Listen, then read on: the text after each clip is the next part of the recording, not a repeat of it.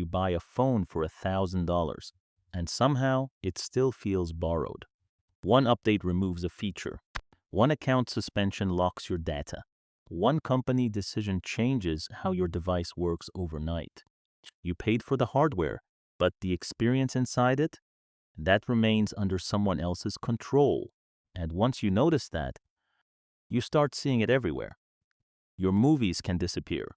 Your games can stop working. Your tractor can refuse repairs. Your car can disable features remotely.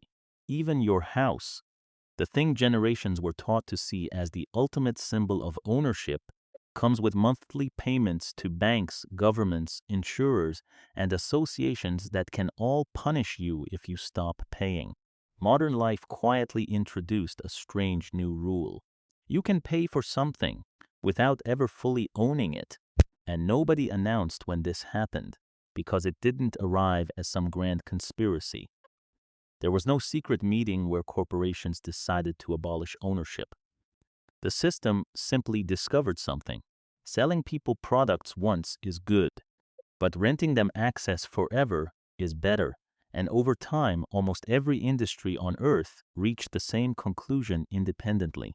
The result is what you could call the rent layer, an invisible economic infrastructure built between you and the things you believe belong to you. You don't buy software anymore.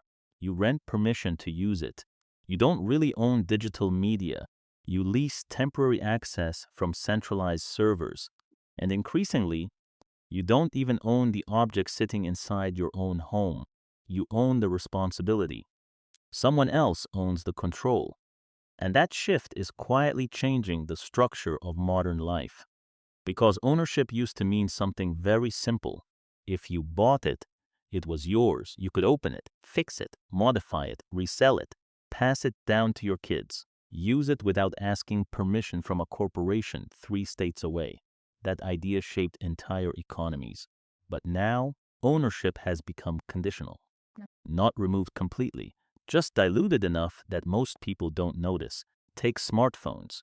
The average flagship phone now costs more than some used cars from 20 years ago. People line up overnight to buy them. They protect them with military-grade cases.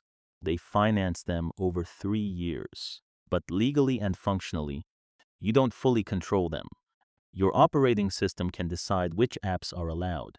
Manufacturers can disable features remotely. App stores can remove software you already paid for. Cloud systems can lock you out entirely if your account gets flagged. Even repairs have become permission-based. Companies increasingly glue components together, serialize parts, restrict third-party repairs, and warn users away from opening devices they supposedly own. There are tractors worth hundreds of thousands of dollars that farmers legally cannot repair themselves because the software inside is locked behind corporate authorization. Imagine explaining that sentence to someone from 1985. You bought the machine, but the company still decides who's allowed to fix it. It sounds absurd. Because it is absurd, but economically, it makes perfect sense. The moment companies realized software could turn products into ecosystems, ownership began to change. A normal product creates one transaction. An ecosystem creates permanent leverage. That's the difference. A company doesn't want to just sell you a phone. It wants to own the environment around your phone, your photos, your messages, your backups, your subscriptions, your app purchases, your habits, your identity itself. Because the more your life depends on their ecosystem, the harder it becomes to leave. And once leaving becomes painful, ownership becomes irrelevant. Control is what matters. Look at media. People used to own shelves full of movies, CDs, books, and games, physical things, finite things. You bought them once, and they remained yours. Now, almost all entertainment exists as licensed access. Netflix can remove films overnight. Spotify can pull music due to licensing disputes. Digital bookstores can delete titles remotely. Games increasingly require online authentication to function even in single-player mode. You can spend years building a digital library that disappears the moment a platform changes its rules. And quietly, something psychological changes when culture becomes rented. You stop collecting, you stop preserving, you stop owning memories physically. Entertainment transforms from possession into access. Convenient access, beautifully designed access, but still temporary. And people accepted this trade almost instantly because the rent layer rarely arrives looking oppressive. It arrives looking frictionless. That's the genius of it. Subscriptions feel cheap upfront. Streaming feels easier than storage. Cloud software feels more convenient than installation. Nobody wakes up excited to manage hard drives and software disks. The system didn't force people into renting, it seduced them into it. Convenience became the delivery mechanism for dependency. And once consumers adapted psychologically, the model spread everywhere. Software companies discovered recurring revenue dramatically increased company valuations. Investors love predictable cash flow. Wall Street rewards stability. Subscriptions create stability. If a company sells you a product once, the relationship ends after purchase. But if they charge you every month, the relationship never ends, which means the extraction never ends either. This completely changed business incentives. Products no longer needed to be durable, they needed to be sticky. The goal shifted from how do we build something people own to how do we make leaving painful. That subtle shift explains an enormous amount about modern products. Why cars suddenly hide features behind subscriptions. Why printers reject third-party ink. Why smart TVs display ads on hardware you already purchased. Why software companies push cloud dependence so aggressively. Because permanent ownership is bad for recurring revenue, and recurring revenue became the most important religion in modern capitalism. Then there's housing, the place where the illusion becomes almost philosophical. For generations, home ownership represented freedom, a piece of land, a permanent asset, something stable. But modern housing increasingly functions less like ownership and more like layered renting. First, there's the bank. Most people spend 30 years paying interest for permission to eventually own the house outright. And during those decades, miss enough payments and the asset disappears. Then there's property tax, meaning even after fully paying off your home, you still owe recurring payments to continue legally occupying land you supposedly own. Stop paying long enough and the state can take the property.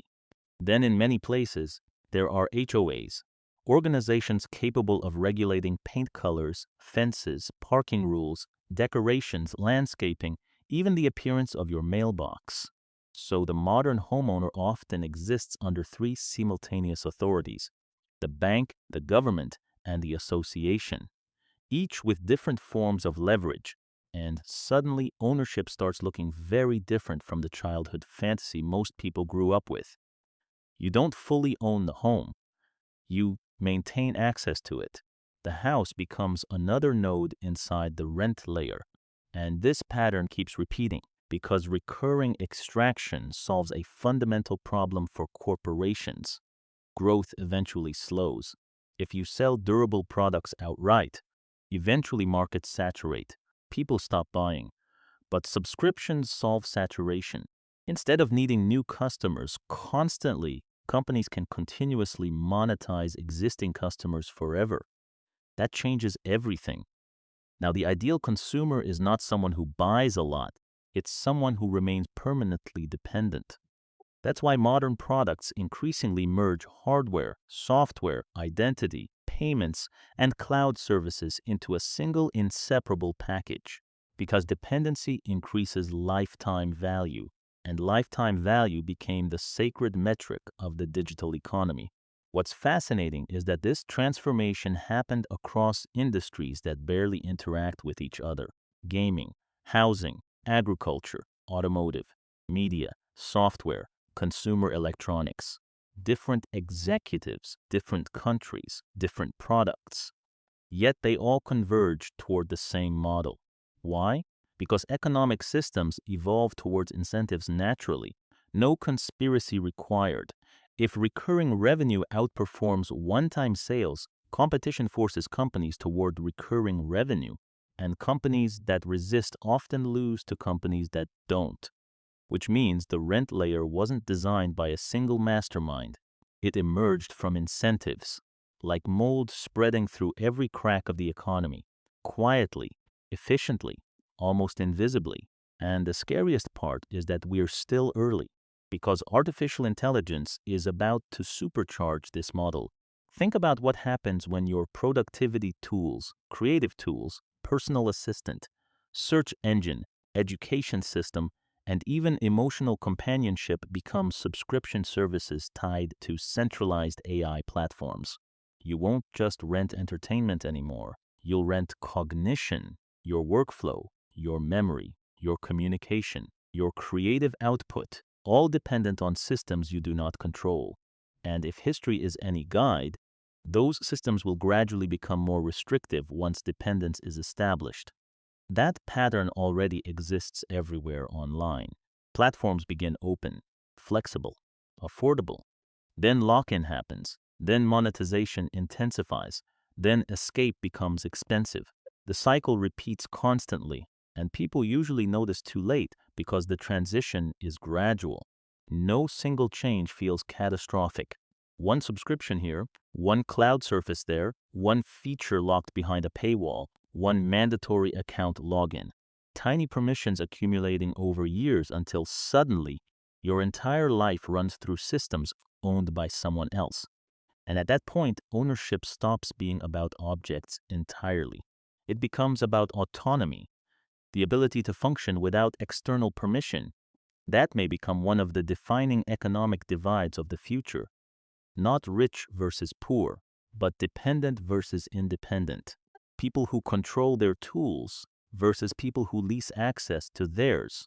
Because the real product being sold now isn't convenience, it's managed dependency. And to be fair, people genuinely like convenience. Streaming is easier. Cloud storage is easier. Subscriptions reduce upfront costs. Connected ecosystems can be incredibly useful. The rent layer exists because consumers often prefer it in the short term. That's the uncomfortable truth. People traded ownership for convenience willingly, at least initially, but convenience has a strange habit. It slowly becomes necessity, and necessity creates leverage. Once your work, memories, entertainment, finances, communication, transportation, and housing all depend on interconnected systems, walking away stops feeling realistic.